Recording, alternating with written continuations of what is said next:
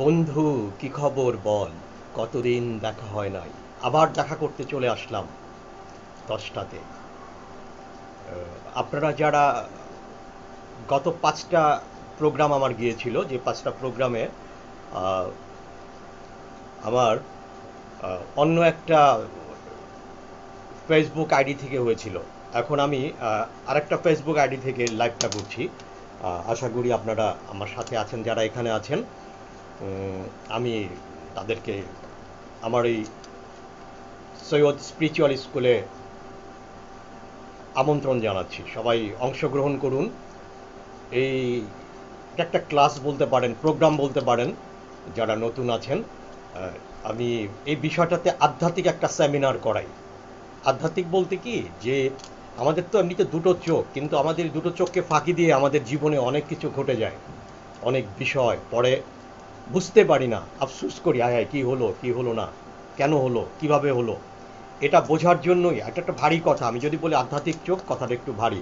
আমার তৃতীয় নয়ন, আমার মাঝখানে একটা নয়ন আছে, চোখ আছে। এই চোখটাকে খোলার জন্য, ওপেন করার জন্য, ওপেন মাই আই, আমি এই প্রোগ্রামটা করছি। এটা আমি জানি না কতদিন করতে পারবো, একটু ফ্রি আছি। প্রথম হচ্ছে করোনার থেকে ক্ষমা পেলে তো ওয়েল অ্যান্ড গুড। এছাড়া আমি একটু ফ্রি আছি, এই ফ্রি টাইমে আমি এই প্রোগ্রামটা করছি। তো ভেরি ফাইন। আমার এই লাল শার্ট, আগের একটা শার্ট ছিল কালো কালো কালো জামা পরে করার কারণটা ছিল, সেই সময় আমি প্রোগ্রাম যেটা করেছিলাম সেটার বিষয়বস্তু ছিল আমার সৃষ্টি, আমি কিভাবে পৃথিবীতে আসলাম। একটু ব্যাখ্যা করে বলে দিই।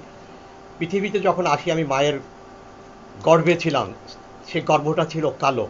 পৃথিবী থেকে বের হয়ে এসেছি পৃথিবীতে, ওই সাইনটা, যেহেতু আমি সৃষ্টি হয়েছি, তার জন্য ওদিনকার আমার যে পোশাকের রঙটা ছিল কালো।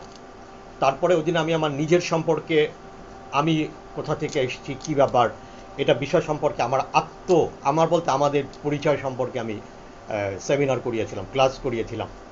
তারপরের দিন যে কালারটা ছিল আমার, সে কালারটা ছিল হোয়াইট। হোয়াইট কালারটা ছিল এই কারণে, যখন আমি কালোর থেকে পৃথিবীতে আসলাম, সূর্যের আলো পেলাম সাদা হোয়াইট, তখন আমি আল্লাহ বা স্রষ্টাকে নিয়ে আলোচনা করেছিলাম সেই ক্লাসটাতে। 3 নম্বরে আমি যে ক্লাসটা করিয়েছিলাম, সে বিষয়টা ছিল সৃষ্টি আল্লাহকে নিয়ে। আমি আরেকটু বাড়তি ক্লাস করিয়েছিলাম, এবং আমার জীবন এবং স্রষ্টার সাথে আমার সম্পৃক্ততা। সেই ক্লাসটা ছিল আমার কিছুটা সবুজ রঙের একটা টি শার্ট পরা। সেটার কারণ ছিল পৃথিবী সবুজ থেকে আমার জীবন। রঙের যে ব্যাখ্যাটা আমি দিচ্ছি, যেহেতু আমি একজন অ্যাস্ট্রোলজার, এই জন্য আমি কালারের ব্যাখ্যাটা করছি। তো বিষয়টা এরকম, সবুজটার রিজন হোয়াই হচ্ছে, সবুজ হচ্ছে জীবন। আমরা অক্সিজেন নিচ্ছি, গাছ অক্সিজেন ছাড়ছে। পৃথিবীতে যদি কোথাও বৃক্ষ না থাকতো, আমাদের জীবনটা থাকতো না। ঠিক আছে, আমাদের জীবনটা আছে due to high the support of oxygen, the support of trees and greens. Greens মানে জীবন, যৌবন, দ্যাটস অল। তারপরের দিন যে ক্লাসটা করিয়েছিলাম, সেই ক্লাসটা ছিল আমার 4 নম্বর ক্লাস, বেগুনি, ভায়োলেট কালার। এই কালারটার কারণটা হচ্ছে, বেগুনিটা হচ্ছে, আমি শয়তান নিয়ে কথা বলেছিলাম। শয়তান, মূলত শয়তান কি কি করতে পারে। বেগুনি রংটা হচ্ছে একটু কি বলবো, একটু রিয়াক্টিভ কালার। মানে ফর্সা লোকটি দেখবেন বেগুনি পড়লে মনে হচ্ছে তার শরীরটা জ্বলে যাচ্ছে। শয়তানের ব্যাড অ্যাক্টিভিটিতে কিন্তু ভালো মানুষের শরীর জ্বলে যায়। আপনি দেখবেন পৃথিবীর কোনো কালারের চেয়ে কোনো ফর্সা মানুষ যদি বেগুনি রং পরে, অতি বেগুনি রশ্মি বলি আমরা, অতি বেগুনি রশ্মি, এই অতি বেগুনি রশ্মি যেটা রেডিও অ্যাক্টিভিটি, এটার কালারটা কিন্তু বেগুনি বলা। রিজন হোয়াই, এটা মানুষকে খুব তীক্ষ্ণভাবে আঘাতগ্রস্ত করে, খুব সেন্সিটিভ রং। এই জন্য আমি বেগুনিটা পড়েছিলাম শয়তানের অস্তিত্ব বোঝার জন্য। আজ আমি লাল পড়েছি। লালটা হচ্ছে আজকের ক্লাস, গতকালকের ক্লাসটা ছিল ভাব বা আবেগের উপরে। আজকে লাল পড়েছি, যেহেতু আজকে আমি রোমান্টিক ক্লাস করাবো, রোমান্টিক প্রেম ভালোবাসা নিয়ে, তারপরে আমাদের জীবন নিয়ে, জীবনকে উপভোগ করা নিয়ে। অ্যাট দ্য সেম টাইম আমি ব্রেইনের কিছু মেকানিজমের উপরে ক্লাস করাবো। আরটা করাবো ভেস্ত দোজক। লাল কিন্তু একটা আনন্দের রং, খুশির রং। আমি আজকে যে ক্লাসটা করাবো, আমি একটু বুঝাবার চেষ্টা করব যে পৃথিবীতে আমরা যে আছি, আরেকটা আছে ভেস্ত দোজক। আমরা কোথায় আছি পৃথিবীতে, ভেস্তে যাবো কি যাবো না এটা আপেক্ষিক কথা, বাট আমরা ভেস্তে যেতে চাই। ভেস্তে আছে কি না, আদৌ কোথায় আছি, আমাদের এক্সিস্টেন্সটা কোথায় আছে, এটার উপরে একটা আলোচনা করব। বিষয়টা এরকম। তো আমি আগে একটা ইবাদত দিয়ে শুরু করি। ইবাদতের আগে আমি কিছু জিকির করি। আমি অনুরোধ করব আমার জিকিরটার পরে আপনারা যে যে ধর্মের বন্ধুরা আমার আছেন তারা আপনাদের চাইলে আপনাদের জিকিরটা আপনাদের লেভেলে করে নিতে পারেন। আপনার স্রষ্টা তো সবাই এক, কিন্তু আমরা সবাই এক নামে ডাকি না। কারণ আমি কিন্তু একজন ব্যক্তি, কেউ আমাকে মামা ডাকেন, কেউ আমাকে চাচা ডাকেন, কেউ আমাকে ভাই ডাকেন, কেউ আমাকে আব্বু ডাকেন। নাম ব্যক্তি কিন্তু একজন, স্রষ্টা একজন, তারকে অনেকে অনেক নামে ডাকতে পারি। আমি আমার স্রষ্টাকে যে নামে ডাকি আমি সে নামে স্মরণ করছি। আমাকে অনুসরণকারী যারা এই ধর্মের আছেন তারা স্রষ্টাকে আমার সাথে অনুসরণ করে স্মরণ করতে পারেন। আর যারা তাদের ব্যাপারে আছেন আমার জিকিরটা শোনার পরে অন্যভাবে আপনাকে স্রষ্টাকে অন্যভাবে ডেকে নিতে পারেন, বা আমার মাধ্যমে ডাকলেও সমস্যা হবে না। আমরা কিন্তু সেই স্রষ্টাকে স্মরণ করছি যে স্রষ্টা আমাদের সবাইকে সৃষ্টি করেছেন, তিনি এক এবং অদ্বিতীয়। The identity of Almighty Allah is one and alone. এই চাটা সবাই খাবেন, বারে বারে বলছি, আমার ভিডিওতে বিভিন্ন জায়গায় বলেছি। এই চাটা করোনার জন্য খুব উপকারী, এমনিতে উপকারী। গ্রিন টি এখানে আছে, কিছু স্পাইসি আছে, বাট বেশি খাবেন না, বেশি খেলে হাড় রোগ হতে পারে গ্রিন টি জনিত কারণে। আর একটা জিনিস জেনে রাখবেন, লবঙ্গ বেশি খাবেন না, লবঙ্গ বেশি খেলে ক্ষুধা নষ্ট হয়ে যেতে পারে।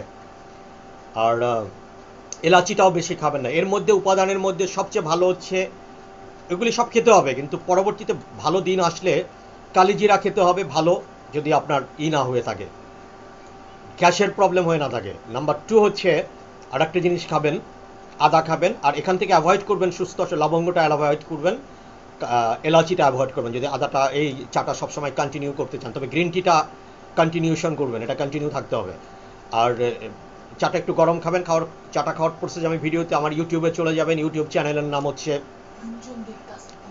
এইভাবে দেখা যাবে জ্যোতিষ জগৎ থেকে হলেও এটার অ্যাওয়ার্ডিং সিস্টেমটাও আপনার, আমাকে ফলো করার সিস্টেমটা হচ্ছে ইউটিউবে চলে যাবেন সবাই।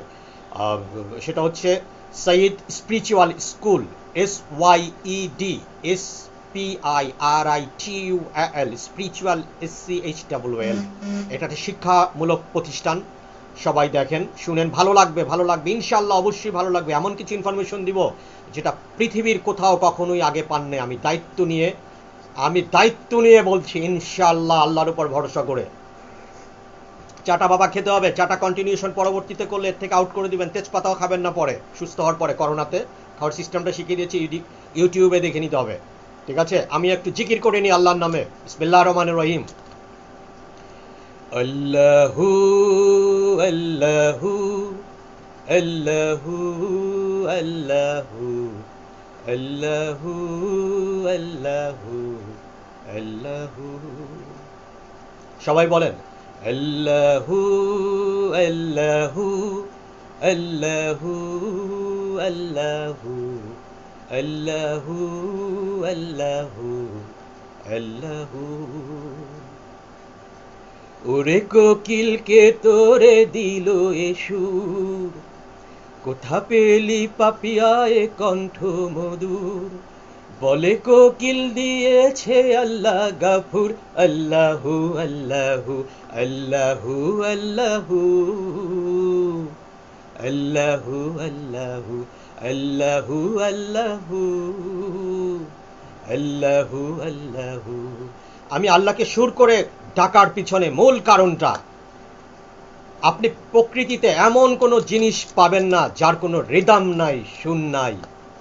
প্রকৃতির নিশ্চলা জিনিসগুলো, শিশুর কান্নাতেও একটা মমতা আছে, ঝড়ের বাতাসেরও একটা সিগ্নতা আছে, যেটাকে ওয়ার্ডসওয়ার্থ মিলেনকলি বা মিলেনচলি, অনেকে এটা ভেবে উচ্চারণ করতে পারেন, দিয়েছেন। আমি আল্লাহকে সুর করে ডাকলে আপনার মনের মধ্যে সুরটা গেঁথে যাবে, এতে আপনি আল্লাহর প্রতি আরো বেশি আসক্ত হবেন। তো আমি এখন প্রার্থনাটা একটু করে নেই। সবাই বলেন, হে রব্বুল আলামিন, মহা সৃষ্টির মহান স্রষ্টা, সৃষ্টি করেছেন উনি, মহা সৃষ্টি করেছে, মহাশূন্য যিনি সৃষ্টি করেছেন, বিশাল। এই জন্য বলছি, হে মহা সৃষ্টির মহান স্রষ্টা, আপনি আমাদের মনে শান্তি, নিরাপত্তা, কর্মক্ষম দীর্ঘায়ু জীবন দান করুন, আমাদেরকে নিরোগ রাখুন হে রব্বুল আলামিন, দারিদ্রতা মুক্ত রাখুন। আরেকটু এক্সট্রা যোগ করে নেই, কারণ দারিদ্রপূর্ণ জীবন, poverty is never been better for anybody else. আর একটা কথা বলে নেই, বিশেষ করে এই মুহূর্তের জন্য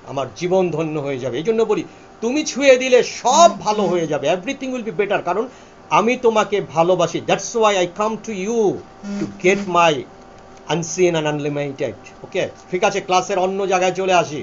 আজকে আমি ব্যস্ত যোগ নিয়ে আলাপ করব। আমরা সবাই জানি, ইনফর্মড এভরিবডি এলস, রাব্বুল আলামিন সমসংখ্যক ব্যস্ত যোগ তৈরি করেছেন। আর একটা তৈরি করেছেন সাজ্জাদ ভদ্রলোকের একজন বাদশাহ ছিলেন, ওনার কাছ থেকে নিয়ে।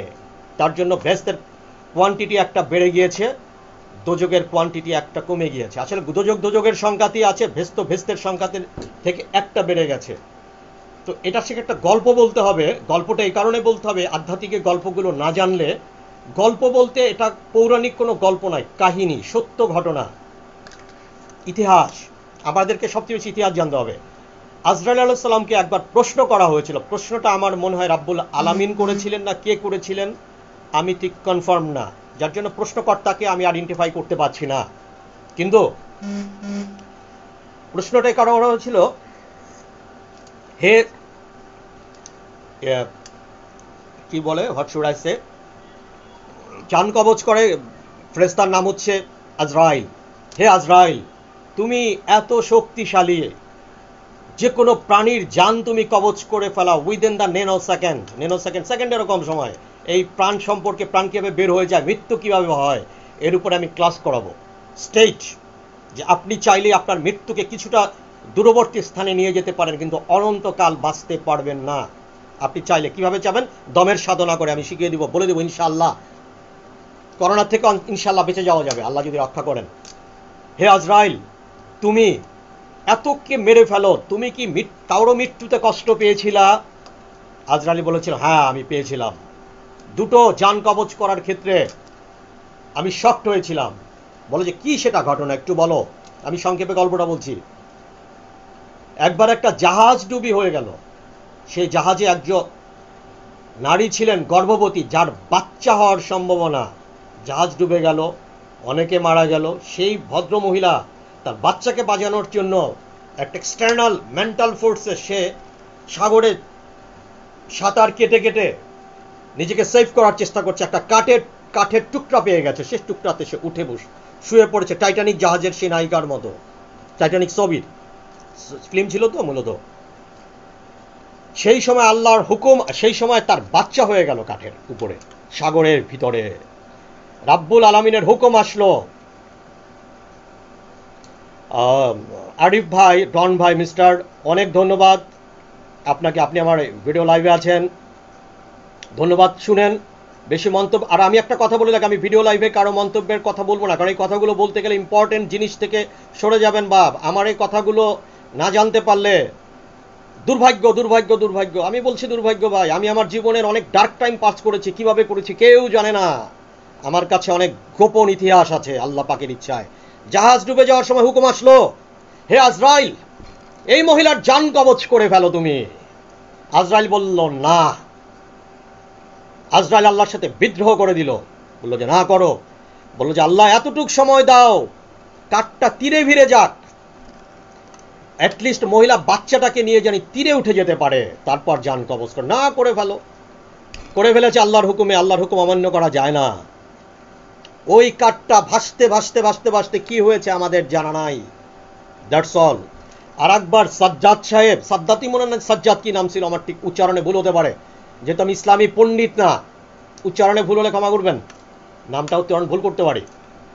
উনি যখন ভেস্তে যাবেন, উনি সত্যি একটা বিশাল ভেস্ত তৈরি করেছেন, অনেক সময় নিয়ে, অনেক কিছু করে। যখন ভেস্তে উনি এক পাড়া দিবেন, আল্লাহ পাক বললেন, এই আজরাইল কই আসোস, তাড়াতাড়ি আই এটার জান কবজ কর। ভেস্ত বানাইছে, এত বড় বেয়াদ্দব, আমার উপরে পাকনামি করে, ভেস্তে ঢুকতে দিবি না তারে, মাইরালা। সাথে সাথে জান কবজ। আল্লাহ বললেন, আজরাইল বললেন, আল্লাহ একটু সময় দেন, এত কষ্ট করে, এত মহব্বত করে, সুন্দর ডিজাইন করে ভেস্তটা বানাইছে, বেটার একটু দেখার সুযোগ দেন। না, এই সুযোগ দেওয়া যাবে না, বেয়াদ্দব, আমার লগে পাক করে, চ্যালেঞ্জ করে, বেয়াদব, মেরা লাও। মেরা লাইছে, খারার উপরে মেরা লাইছে। এখন তারও কষ্ট হইছে, এখন ওই লোককে উত্তর দিচ্ছে, আপনি কি জানেন এই সাদ্দাত কে? ওই সাগরে ডুবে যাওয়া ওই শিশু, যে শিশুর মা মারা গিয়েছিল সাগরে বসে, যার কোনো ধরনের প্রোটেকশন ছিল না। আমি রাব্বুল আলামিন যদি ওই শিশুকে ওখান থেকে উঠিয়ে বাদশা বানাতে পারি, যে বাদশা আমাকে চ্যালেঞ্জ করে ভেস্ত তৈরি করে, আমি রাব্বুল আলামিন কি না পারি বাজান, বুঝতে পারছো এবার? সুতরাং বুঝা শূন্য কথা কইও, এক পা আগানা লাগে 10 বার চিন্তা করে লইও। I almighty Allah can do each and everything whatever you like to do and decide. আমি কুল বললেই হয়ে যায়। আমার ইংলিশে সবাই বুঝতে পারেন মনে হয়, আমি বাংলায় 2-4টা ভুল বললেও ইংলিশে হয়তো কম বলি মনে হয় ভুল, কিন্তু কম বলি। আমি এখন সেই ভেস্ত দোজক সম্পর্কে আলোচনা করব। এখন চিন্তা করেন, আপনি যদি কোনো বাড়িতে থাকেন, সেটা যে বাড়ি হোক, যে অবস্থান হোক, তাকে যদি আপনি মহব্বত না করেন, সেই বাড়িতে আপনি কোনো সুফল পাবেন না। সেই বাড়িতে ময়লা পড়ে থাকবে, সেই বাড়ি কোনো ব্যক্তিকে আপনি ভালোবাসেন না, আপনি কোনো ধরনের কোনো সুফল পাবেন না। কারণ আপনি চিন্তা করবেন, তো আমি তো আরেক দিক চলে যাবো, আইসি স্যার 40 দিনের চিল্লায়, মনে করেন আমি এটা খারাপভাবে বলছি না, আস্তাগফিরুল্লাহ, 40 দিনের চিহ্ন অবশ্যই সবাইকে করতে হবে, আমি মাফ করছি, ক্ষমা চাচ্ছি কথাটা এভাবে বলার জন্য। আইসি বেড়াইতে 2 দিন পর চলে যাবো, ময়লা কাটালাম না, এটা করলাম না, সেটা করলাম না, মহব্বত তখন থেকে চলে যাবে। আপনি ওখান থেকে কোনো সুফল পাবেন না। যাকে আপনি ভালোবাসবেন না, সেও আপনাকে কোনোদিন ভালোবাসবে না। প্রকৃতির সাথেও ভালোবাসার একটা সম্পৃক্ততা আছে, সে তৃতীয় নয়নের সম্পর্ক। আপনি যে পৃথিবীতে থাকেন, এই পৃথিবীকে যদি আপনি ভালো না বাসেন, যদি আপনি সত্যি মনে করেন হ্যাঁ ঠিক আছে আমি বেসতে যাব, ভালো কাজ করলে দোজকে যাব, এখানে কোনো অনস্বীকার্যের ব্যাপার নেই, বাট যে জমিনকে ভালোবাসেন, সেই জমিনকে যদি আপনি মনে করেন যে এটা দুদিনের দুনিয়া, এটা দোজক, কোন রকম কাজটা চলে যেতে পারলি হয়, তাহলে আপনি বাইচা রয়েছেন কেন? তাড়াতাড়ি ভাগেন হেন থেকে, কেমনে পারবেন? এটা আপনার ব্যাপার। নো, আপনাকে আল্লাহ পাক ভালোবেসে প্রথম যেখানে পাঠিয়েছেন, সেটা আল্লাহর সর্বোৎকৃষ্ট শ্রেষ্ঠ ভেস্ত। ওইটা কিন্তু ভেস্ত না, ওইটা হইছে আল্লাহর একটা গিফট। যে ভেস্ততে আপনি যাচ্ছেন, সেটা আল্লাহ খুশি হয়ে আপনাকে দিচ্ছেন, যে তুমি তো মাস্টার ডিগ্রির পরে কোনো ডিগ্রি নাই, কেউ কেউ পিএইচডিও করে। পিএইচডি কিন্তু কোনো ডিগ্রি না, এটা একটা থিসিস। আপনি মাস্টার ডিগ্রি করতে করতে, জীবনের অনেক কিছু করতে করতে অনেক জ্ঞান আপনার হয়ে গেছে, ওই জ্ঞানটা নতুন একটা সাবজেক্টের উপরে অ্যাপ্লাই করে আপনি থিসিস করেছেন। আমি সেটাকে পিএইচডি বলা হয়, ডক্টর অফ ফিলোসফি। অনেকে এই শব্দটাকে একটু ইলাবোরেশনে ভুল করেন, আমি ভুল করেন বলবো না, ভ্রান্তি করেন, ধারণা ভুল। আমি পিএইচডি সম্পর্কে দুটো কথা বলি, যে প্রসঙ্গটা আসবে সাথে সাথে আমি ব্যাখ্যা করে দেব। পিএইচডি হচ্ছে ডক্টর অফ ফিলোসফি। এখন আমি ইংলিশে শেক্সপিয়ারের উপর পিএইচডি করেছি, তো আমি ফিলোসফিতে পিএইচডি করি না রে বাপ, তো আমাকে ডক্টর অফ ফিলোসফি বলা হচ্ছে কেন? আমাকে ডক্টর অফ শেক্সপিয়ার বলা উচিত ছিল। কারণটা কি আমি একটু বলি। আমি শেক্সপিয়ার সাহেবকে সরাসরি দেখলে আমার যে জ্ঞানটা হতো, আমি এই রিসার্চটা করে সেই জ্ঞানটা অর্জন করেছি। দর্শন করে যে জ্ঞানটা হতো, দর্শনটাই হচ্ছে ফিলোসফি, দেখা, দর্শন। এই জন্য আমি শেক্সপিয়ারের উপর দার্শনিক হয়ে গেছি দেখে দেখে।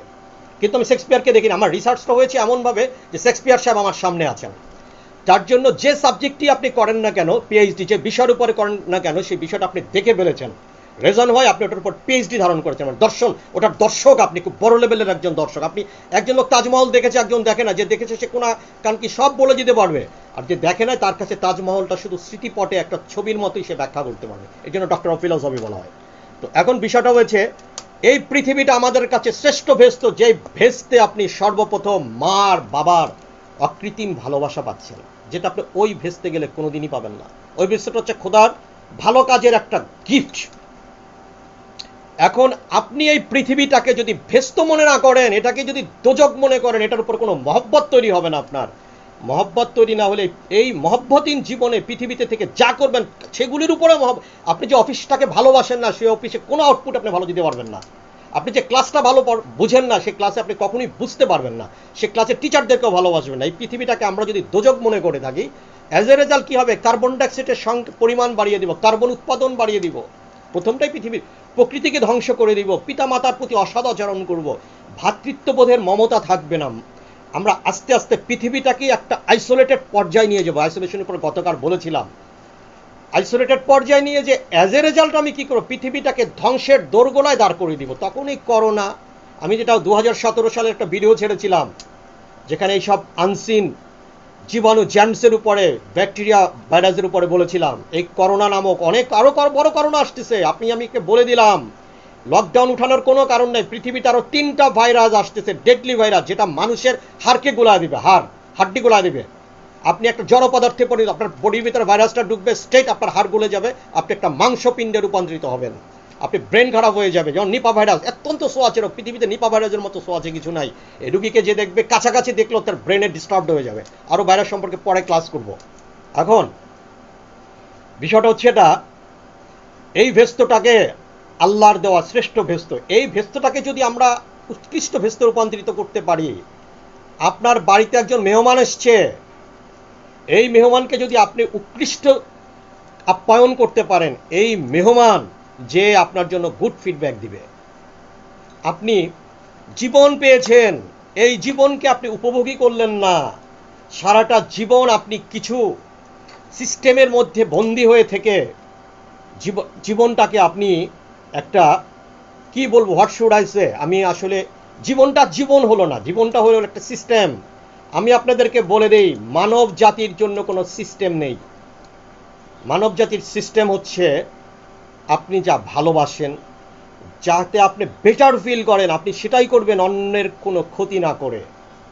যে ব্যক্তি বিমান চালায় সে যখন ঘুমিয়ে থেকে উঠবে, আর যে লোক যে বিমান চালায় না সারাদিন অফিসের এমডি, সে কি সেভাবে ঘুমের থেকে উঠবে? উঠবে না। আমি আপনাদেরকে আর একটা কথা বলে একটু সাহস দিচ্ছি, গতানুগতিক কথার মধ্যে আর যেতে চাই না। পরিশ্রম করলে কখনো ভাই ভাগ্যের উন্নতি হয় না, তাহলে পৃথিবীর সব শ্রমিকগুলো সবচেয়ে ধনী থাকতো। যে পরিশ্রম করে তার ভাগ্যের উন্নতি হয় কিনা জানি না, তবে তার আয়ু অর্ধেক কমে যায়, কারণ পরিশ্রম লিভারকে ক্রাক করিয়ে ফেলে। পরিশ্রম করে ধনী হওয়া যাবে না। ধনী হতে হলে পরিশ্রমের সাথে আপনার জ্ঞান বুদ্ধির কিছু সম্পৃক্ততা থাকতে হবে। আমি আজকে ব্রেনের উপরে ক্লাস করাবো। আমি সংক্ষিপ্ত বলিনি, ভেস্তটা নিয়ে সংক্ষিপ্ত কথা বলিনি। পৃথিবীকে আপনাকে ভালোবাসতে হবে, মনে করতে হবে পৃথিবী থেকেই আপনি ভেস্তে যাবেন। কিংবা আমি দোজকের কথাটা বলতে চাই না, কারণ ওটা তো রয়েই গেছে। আমি ভেস্তে দেওয়ার কৌশলটা জানতে চাই। দোজক নিয়ে আমি আর কি ব্যাখ্যা করবো? দোজক হচ্ছে একটা আমার খুব খারাপ কর্মকাণ্ডের একটা আল্লাহর তরফ থেকে একটা গজব। আমি তো খারাপ কর্মকাণ্ড করবো না, যার জন্য আমি ক্লাসটা করাচ্ছি। এই জন্য আমি দোজক সম্পর্কে কি বলবো? তো বিষয়টা হচ্ছে কি, আমরা পৃথিবীতে থেকে যদি দোজকে থাকি, ওই দোজকে তো যাবই রে বাপ, যদি কোনো ধরনের ভুল করেই থাকি। কিন্তু আমার দুঃখ হইল, আল্লাহ এত ভালোবেসে আমাদেরকে পৃথিবীতে পাঠালেন, এই পৃথিবীটাকে যদি আমরা দোজক করে ফেলি, আমার খুবই সন্দেহ আছে পৃথিবীতে ক্লাসে বসে আমি ক্লাস করি নাই, আমি কোনোদিন ভালো রেজাল্ট করতে পারবো না রে বাবা। আমি পৃথিবীটাকে যদি আমার উপযোগী না করে তুলতে পারে, আমার খুবই সন্দেহ আছে। আমি চ্যালেঞ্জ করব না, কারণ চ্যালেঞ্জ করতে গেলে এইসব ব্যাপারগুলো একটু সেন্সিটিভ ব্যাপার। আমার আদৌ ভেস্তে যাওয়ার সম্ভাবনাটা কতটুক থাকবে, আই এম প্রিটি কনফিউজড, একটু কনফিউজড আমি। এই জন্য আজ থেকে আপনাদেরকে প্রতিজ্ঞা করতে হবে, আপনি যার সাথে থাকেন, যেখানে থাকেন, আগে নিজেকে ভালোবাসতে হবে। যার সাথে থাকেন তাকে ভালোবাসতে হবে, যেখানে থাকেন সেটাকে ভালোবাসতে হবে, আপনার কর্মস্থলকে ভালোবাসতে হবে, যে শহরকে থাকেন ভালোবাসতে হবে। কারণ আপনি কনফার্ম করে বলতে পারেন না আপনি কতদিন বাঁচবেন। এই শহরে আপনাকে 100 বছর আয়ু থাকতে পারে, আপনার পাশের ডাস্টবিন আপনার ভেস্তকে কঠিন করে দিবে। আপনি নিজেই এই ভেস্তটাতে হয়েছে কি, ওই ভেস্ততে আমি যেটা চিন্তা করব ওটা আমাকে করতে হবে না, আমি পেয়ে যাবো। এই ভেস্তটা আমাকে, আমার কমান্ড। বিষয়টা হচ্ছে এখানে আমাকে চাইতে হবে আল্লাহর কাছে, আর ওখানে আল্লাহ না চাইলেই দিয়ে দিবে। বিষয়টা হচ্ছে এরকম। এই ভেস্তটা আমার ইফেক্টিভ ভেস্ত, এটা আমাকে করে নিতে হবে। আমি যা চিন্তা করি, আমি যদি চিন্তা করি যে আমি সাগরের ভিতরে একটা, আমি বলতে মানুষকে বোঝাচ্ছি, 100 তলা বিল্ডিং করব, মানুষ করতে পেরেছে না ভাই। এই যে একটা চিন্তা করেন, দুবাইয়ের মতো সিটিতে কি করেছে তারা সাগরের ভিতরে? কারণ তারা চিন্তা করেছে, তারা কিন্তু তার চিন্তাটাকে কাজে রূপান্তরিত করতে পেরেছে। রূপান্তরের শক্তিটা আল্লাহ পাক দিয়েছেন। আল্লাহ কিন্তু অসীম, আমাদের অসীম ক্ষমতাও দিয়েছেন, কিন্তু আমাদের ক্ষমতার মধ্যে একটা কনজারভেটিভ পার্ট আছে। আমরা চাইলেই দীর্ঘায়ু লাভ করতে পারবো না, আমরা চাইলেই 50 ফিট লম্বা হতে পারবো না, আমরা চাইলেই, আপনি চাইলেই এখন বিশ্ব সুন্দরী একটা নারীকে বিয়ে করতে পারবেন না। কিছু বাধা আছে, আবার বাধা অতিক্রমের একটা পন্থাও আছে। তো আমি বিষয়টা বলছি, আপনারা এত ব্যাখ্যাতে আমি যাচ্ছি না, আমি ইথিক্সটা ধরিয়ে দিচ্ছি। পৃথিবীকে সবচেয়ে বেশি ভালোবাসতে হবে, আপনার সবচেয়ে ক্লোজার সার্কিটগুলোকে। আপনি বড় চিন্তা পরে করেন, ছোট চিন্তা করেন, ছোট থেকে আগে কলমটা বসান, তারপর না বৃত্ত আঁকবেন। এই কলমটাই যদি না বসাতে পারেন, বৃত্ত কখনোই হবে না। আজ থেকে আপনি আপনার সাপোর্টিং এভরিথিংকে আপনাকে ভালোবাসতে হবে। অনেক বড় লেভেলের বেয়াদবের মতো স্বার্থপর হতে হবে। বেয়াদব মার্কা স্বার্থপর আছে না, আমি কোনো ন্যাশনের নাম বলবো না, কোনো ক্লাসিফিকেশন, কোনো কান্ট্রি বা কোনো অঞ্চলের নাম বলবো না। এমন স্বার্থপর হইতে হবে, নিজের স্বার্থ ছাড়া কিছুই বোঝা যাবে না। এখন এটা একটু ব্যাখ্যা করি, নিজের স্বার্থ বলতে কি। আমি না, এই স্বার্থটা আমি না, আত্মকেন্দ্রিক না, স্বার্থপর। স্বার্থ বলতে কি, আমাকে যারা যারা ভালোবাসে তাদেরকে আমার স্বার্থে বাঁচিয়ে রাখতে হবে। যে লোক আমার চুল কেটে দেয়, আমি অন্য একটা ভিডিওতে বলেছিলাম, সে ছাড়া আমার চুল কাটা না, তার মঙ্গল আমাকে কামনা করতে হবে। যে আমার শার্ট তৈরি করে দিয়েছেন, তার মঙ্গল কামনা করতে হবে। যে আমাকে রান্না করে খাওয়াচ্ছেন, যে রিক্সাওয়ালা আমাকে নিয়ে যাচ্ছেন, আমি যাদের দ্বারা সাপোর্টেড, তারা ভালো থাকলে তাদের সার্ভিসটা, ইউটিলিটিটা অ্যাচিভ করে I will just use a fine life. এই স্বার্থপর কি, আমার কেন্দ্রিক স্বার্থতে রিলেটেড। সবাইকে আমি ভালোবাসবো, সবাইকে আমি বুদ্ধি দিয়ে, প্রয়োজনে অনেক সাপোর্ট দিয়ে সাপোর্ট করব। এখন আমি যদি মনে করি যে সরকার আছেন, যেটাই থাকেন না কেন, সে সরকারও যদি আমার জন্য ভালো হয়, আমি সরকারকে লিঙ্গার করার চেষ্টা করবো, এটাই স্বাভাবিক। যে শিক্ষক আমাকে পড়িয়েছেন, সেই শিক্ষককে যদি এখন আমাকে পড়ান, তার ডাক খোঁজ রাখবো, পড়ে এসছি। তো বিষয়টা হচ্ছে স্বার্থপর হতে হবে। এখন সবাই যদি আমরা এরকম ভাবে স্বার্থপর হই, যে সবাই যদি তার আঙ্গিকটাকে ভালো রাখি, আলটিমেটলি কি হবে, সবার সে না কারোর সাথে একটা ইম্প্যাক্ট আছে।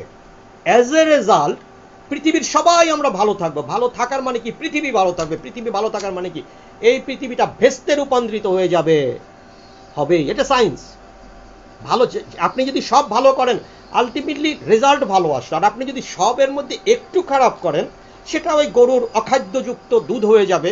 কারণ একটু তো ওখানে পড়ে গেছে, তাই না, সার্ফেস একটা ব্যাড থিং পড়ে গেছে। আমি বাজে শব্দটা উচ্চারণ করতে চাচ্ছি না, যেহেতু আমি জিকিরের ভিতরে আছি এখনো। কলবি জিকির আছে, কলবি জিকির সম্বন্ধে ক্লাস করাবো আমি। জিকির হচ্ছে অটো, ইনশাআল্লাহ। সুতরাং পৃথিবীকে ভালোবাসবেন, বাঁচতে হবে। যে লোক পৃথিবীতে থাকে, পৃথিবীকে ভালোবাসে না।